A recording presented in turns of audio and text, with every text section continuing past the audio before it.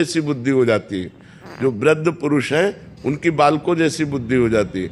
हमको जैसे छोटे बालक पर गुस्सा नहीं आता, वो हमारी दाढ़ी नोचे, वो हमें कटु बोले, कुछ भी बोले, तो बालक है। ऐसे वृद्ध को भी क्षमा भाव रखना चाहिए। अपने माता पिता, देखो चाहे जितनी सेवा करो, वो कभी ये नहीं कहेंगे कि ये बहुत सेवा करता है। वो कमी निकालेंगे कि बहू हमारे साथ ऐसा बर्ताव करती है, बेटा ऐसा बर्ताव करता है। तो हमें, अगर हम भजन करते हैं, हमारी बुद्धि पवित्र है, तो हर समय पूज्य भाव बना रहेगा कि यार पिता है, यार माता, उनको जो बोलना है बोलने दो, हमारा जो कर्तव्य हम करें।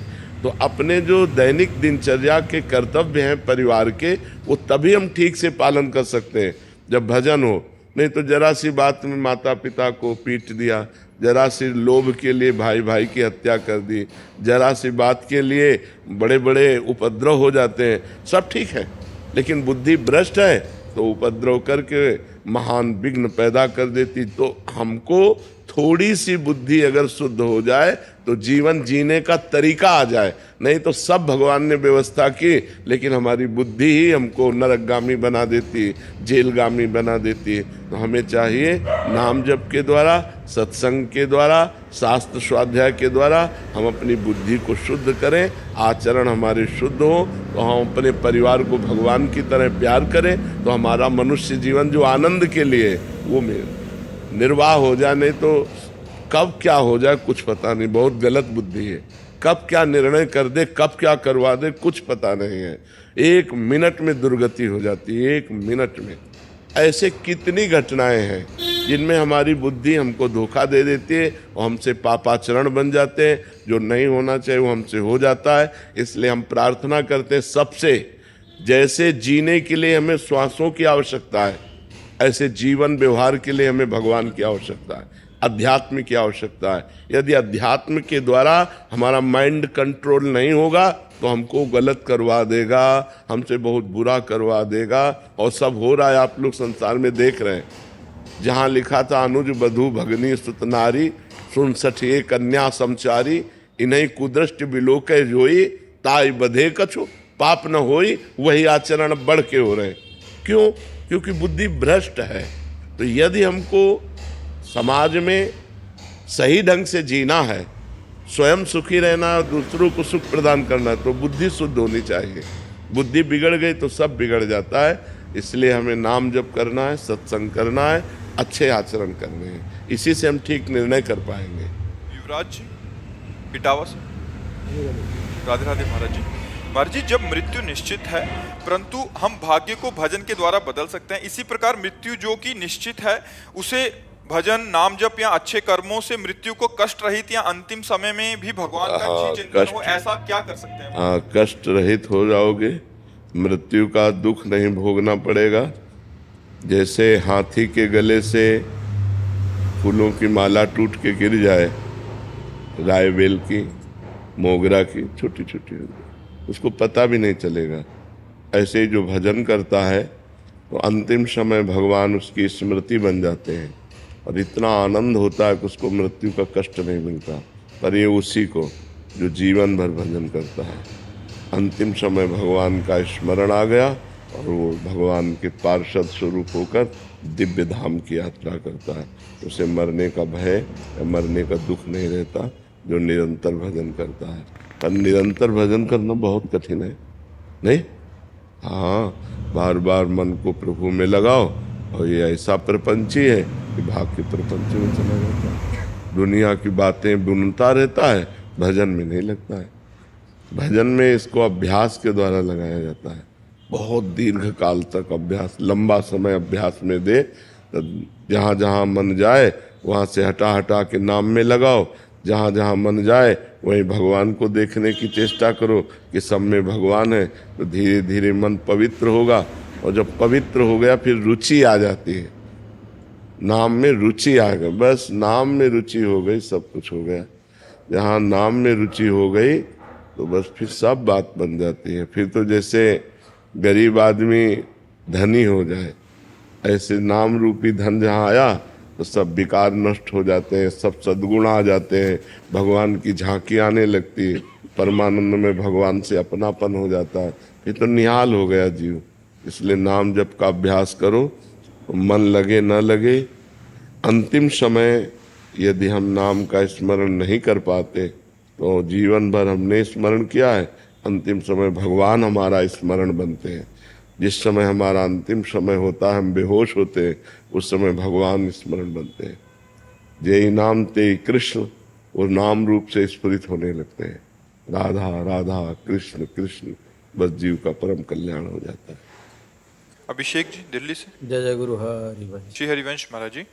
महाराज जी, जो नाम का ध्यान आपने बताया उसी का अर्थ स्वरूप में स्थित रहना है या फिर स्वरूप कुछ और है महाराज जी? पहले हमको चाहिए कि संसार से मन हटाकर नाम में लगाएं, पहला काम हम कर लें। अब हमारा मन में नाम में लगने लगा तो फिर नाम का प्रभाव अंदर ज्ञान पैदा करता है कि मैं स्थूल शरीर नहीं हूँ, मैं सूक्ष्म शरीर नहीं हूँ, मैं कारण शरीर नहीं हूँ, मैं सच्चिदानंद भगवान का अंश हूँ, श्री कृष्ण अंश, ममैवांशो, मैं कोई प्रकृति जन्य रचना नहीं हूँ। अब वो शुद्ध ज्ञान उसको अपने स्वरूप की तरफ ले जाता है। पर पहले हमारा अनर्थ निवृत्ति हो ना, जो गंदी आदतें हैं, जो पाप प्रवृत्तियां हैं, जो मन की चंचलता, ये पहले निवृत्त हो तो हमें डट कर पहले नाम जप करना चाहिए। जब नाम जप में मन न लगे तो नाम कीर्तन करना चाहिए, नाम कीर्तन में मन न लगे तो भगवत कथा सुननी चाहिए, कोई शास्त्र स्वाध्याय करना चाहिए। भगवान से हटकर हमारा मन जाए तो समझो कि विपत्ति होने वाली है। का हनुमंत विपत्ति प्रभु सोई, जब तो सुमिरन भजन न होई। जहाँ सुमिरन भजन नहीं हो रहा तो फंसा देगा मन कहीं ना कहीं। बहुत दुष्ट है, मतलब इतना बेईमान, इतना सुंदर भगवान के नाम का सुमिरन छोड़कर संसार के बेमतलब जाल बुनता रहता है, बेमतलब घूमता रहता है। उसको लाख समझाओ, वो उसकी आदत है। अब बस उसी को संभाल ले तो जीवन मुक्त हो जाए। बंधन और मोक्ष का कारण मन ही है। विषयों में लगा हुआ मन बंधन का कारण है और भगवान में लगा हुआ मन मोक्ष का कारण है। तो खूब भजन करो, इसी से ज्ञान प्राप्त हो जाएगा। प्रियंका जी उत्तराखंड से। राधे राधे गुरु जी, राधे राधे। महाराज जी, कंफ्यूजन को मतलब संशय को दूर करने का सही तरीका क्या है? सत्संग, शास्त्र स्वाध्याय।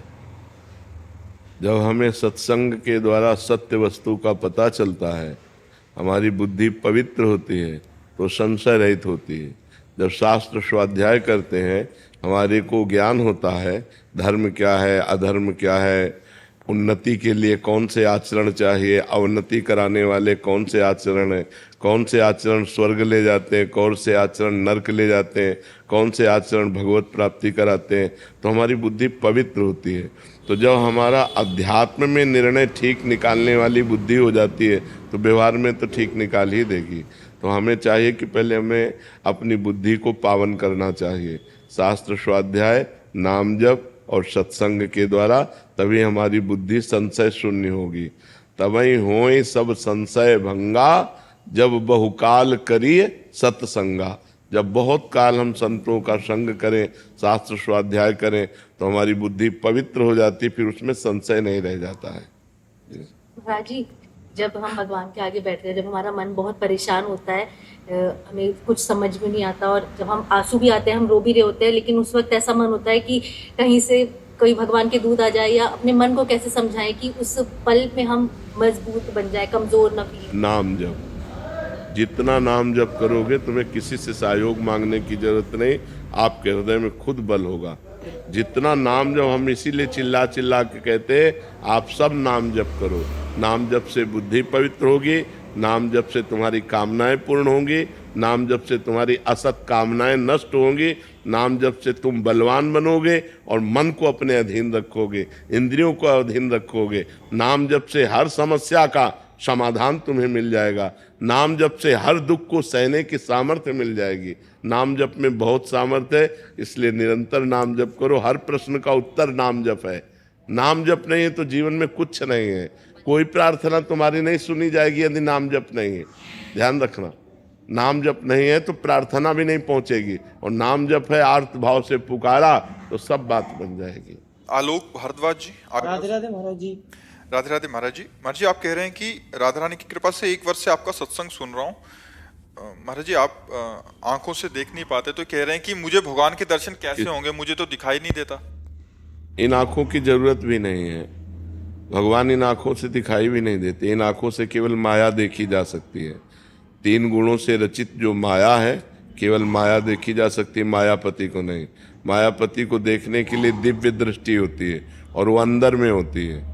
तो जिस दिन भगवान तुम्हें दर्शन देना चाहेंगे उस दिन अंदर की दृष्टि खोल देंगे, भगवान का साक्षात्कार हो जाएगा।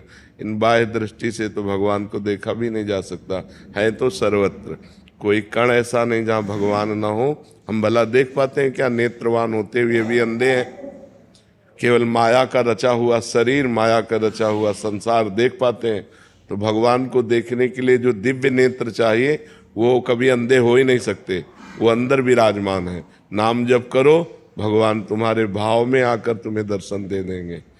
अभी आप जो सोचते हैं वो झांकी अंदर देख पाते हैं कि नहीं? कोई न कोई, भले संसार की हो। हमारे जैसे कोई मन की चीज हो तो वो, हाँ, तो मन की आंखों से तुम देख लेते हो ना। हाँ, मन की चीज आ जाती है। हाँ, जैसे कोई आप कल्पना कर रहे हो तो आप मान लो कि महाराज जी कैसे हैं, आपने कल्पना की तो आपके अंदर आई झांकी कि नहीं आई? लेकिन हाँ, इमेजिन हो जाएगा एक समझ में। ये जैसे हम आपके सामने बैठे हैं तो आप भावना करो कि सुना है ना कि वो कैसे हैं, तो आप कल्पना कर सकते हो कि वो कैसे हैं। तो आपके मानस पटल पर वो झांकी आ जाएगी जैसी आपने कल्पना की। हाँ, आ जाएगी ना। हाँ, तो इसका मतलब है कि वो नेत्र हैं जिन नेत्रों से हम भगवान देख सकते हैं। क्योंकि जो ही हम भावना करेंगे वैसे ही हमारे अंदर भावना में भगवान जाकी रही। भावना जैसी प्रभु मूर्ति देखी तिन तैसी। इसलिए तुम नाम जप करो, ये तो चिंता मत करो कि बाहरी नेत्र नहीं तो हम भगवान को कैसे देख पाएंगे। अंदर के भगवान तो तुम्हारे अंदर बैठे हुए हैं। जिस दिन कृपा करेंगे अंदर ही मिल जाएंगे, तुम्हें चिंता नहीं करनी, ठीक है? और खूब नाम जप करो, प्रसन्न रहो। ये कभी शोक मत करना कि मेरी आंखें नहीं हैं। नहीं, जिनकी आंखें बाहरी नहीं होती उनकी आंखें भगवान होते हैं। चिंता मत करो, ठीक है जी। टीना जी जोधपुर से। राधे राधे महाराज जी। महाराज जी, हम जो भी नया कार्य करते हैं उसमें हमें विफलता ही मिल रही है, तो क्या ये एक समय का फेर है या थोड़े समय के लिए नया कार्य रोक देना चाहिए ऐसे? नहीं, पूर्व में हमारा प्रारब्ध जो है वो अशुभ जोरदार है, इसलिए हमको सफलता नहीं प्राप्त हो पा रही। जैसे हमारे 2 प्रकार के कर्मों से शरीर बना हुआ है। शुभ कर्म मतलब पुण्य, अशुभ कर्म मतलब पाप। जब हमको दंड भुगताया जाएगा तो विपत्ति, असफलता, पराजय, तिरस्कार, अपमान, निंदा ये हमको मिलेंगे, क्योंकि इन्हीं के द्वारा दुख हमें प्राप्त होता है। और जब हमारे पुण्यों का नंबर आएगा तो सफलता, सम्मान, प्रशंसा, सत्कार ये हमको प्राप्त होंगे। तो हमें धैर्य रखना चाहिए, कार्य को रोकना नहीं है, कार्य को हमें करते रहना है। हम एक दिन विजय को प्राप्त होंगे, क्योंकि वो पाप कर्म बराबर थोड़ी बना रहेगा, वो भुगता के खत्म हो जाएगा। अच्छा, उसको जल्दी नष्ट करने के लिए नाम जप करो। भगवान का नाम जप करते हैं, एक नियम लेकर के नाम जप करो। वो काउंटर चला है आजकल नया, तो एक गिनती रखो, 10,000 नाम, 20,000 नाम, 50,000 नाम। रोज नाम जप करो, भगवान से प्रार्थना करो, पूर्व प्रारब्ध क्षय होगा, हर कार्य में सफलता मिलती चली जाएगी। और कोई भी कार्य करने के लिए भगवान का सुमिरन करना अत्यंत आवश्यक है। हनुमान जी लंका में जब प्रवेश हुए तो कैसे प्रवेश हुए? भगवान का सुमिरन करते हुए। प्रविश नगर की जय सब काजा, हृदय राख कौशलपुर राजा। भगवान का हृदय में चिंतन है तो विजय ही विजय है। भगवान का चिंतन करो, कभी गलत आचरण मत करो और नाम जप करो। आज नहीं तो कल सफलता जरूर प्राप्त होगी। आशा गोस्वामी जी बरसाना से। राधे राधे महाराज जी। महाराज जी, जब भी मेरे ऊपर कोई परेशानी आती है, श्री जी मेरे साथ रहती है, मुझे पूरा पक्का भरोसा होता है कि मेरे साथ कुछ गलत नहीं होगा। लेकिन कुछ समय बाद कभी कभी कुछ बात पे भरोसा टूट जाता है महाराज जी। ऐसे में टेंशन होने लग जाती है, मेरे साथ ऐसा क्यों हुआ, क्यों होता है? राधा नाम जप करो, अधिक से अधिक राधा नाम जप करो, तो हमारी जब बुद्धि पवित्र होगी तो संशय नहीं होगा। थोड़ी बुद्धि मलिन है तो उसी में संशय